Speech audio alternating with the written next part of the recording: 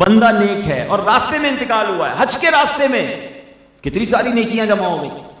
اب کیا ہوا، جب اس کے غسل اور کفن کا مرحلہ آیا، غسل کفن اب اس کے بعد دفن کرنا تھا، تو قافلے میں کسی کے پاس کدال یا پھاوڑا نہیں تھا کہ جس سے قبر کھود سکے. کہا یار تدفین کیسے کریں گے، زمین کیسے کھودیں گے؟ تو انہوں نے تلاش کی تو ایک جھونپڑی نظر آئی، وہ ایک بڑھیا کی جھونپڑی تھی. اس بوڑھی عورت سے کہا ہمیں کدال دے دیں، قبر کھودنی. کہا قبر کھودنے لے جاؤ لیکن وعدہ کرو میری کدال واپس دے جاؤ گے. تو کہا کہ کدال بالکل واپس دے جائیں گے. نہیں مجھ سے وعدہ کرو، کنفرم کرو. بالکل وعدہ، آپ کو کدال آپ کی واپس ملے گی. ہم نے تو بس مسافر، ہمارا ساتھی انتقال ہو گیا، اس کی قبر بنانی. کدال سے قبر کھودی، مردے کو دفن کیا، مٹی ڈالی. جب واپس آئے تو یاد آیا کہ کدال کہاں رہ گئی. بوڑھی عورت کو کدال واپس دینی تھی. سب نے آپس میں مشورہ کیا کہ کدال تو قبر کے اندر ہی بھول گئے ہم ہیں، اب کیا کریں بھائی؟ نکالو کدال. عورت سے وعدہ کر کے آئے، وہ ناراض ہو جائے گی، اس کا حق ہے.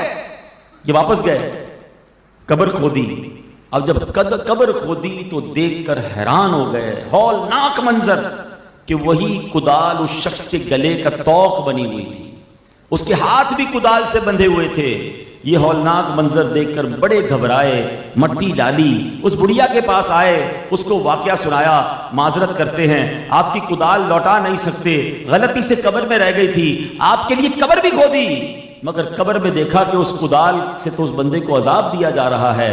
اللہ اکبر. جسے وہ بڑھیا نے جب یہ سنا تو کہتی ہے لا الہ الا اللہ محمد الرسول اللہ صلی اللہ تعالی علیہ وسلم. کہتی میں نے ابھی کچھ ہی دنوں پہلے خواب دیکھا تھا، خواب میں میرے نصیب جاگے تھے اور سرکار دو عالم علیہ الصلوۃ والسلام خواب میں تشریف لائے.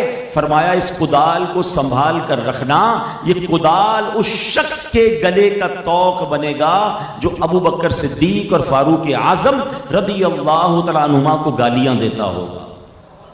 اللہ اکبر.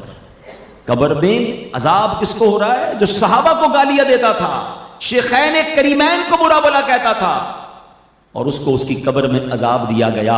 اے میرے پیارے اسلامی بھائیوں، یاد رکھیے صحابہ کی ذرا سی بھی بے ادبی جو ہے وہ انسان کو برباد کر سکتی ہے. معلوم ہوا کہ گستاخ صحابہ بظاہر نمازی، دیکھیے وہ نمازی بھی تھا، وہ روزہ دار بھی تھا، وہ حج کے سفر پر جا رہا تھا، مگر وہ گستاخان صحابہ تھا، اس کو قبر میں عذاب دیا گیا.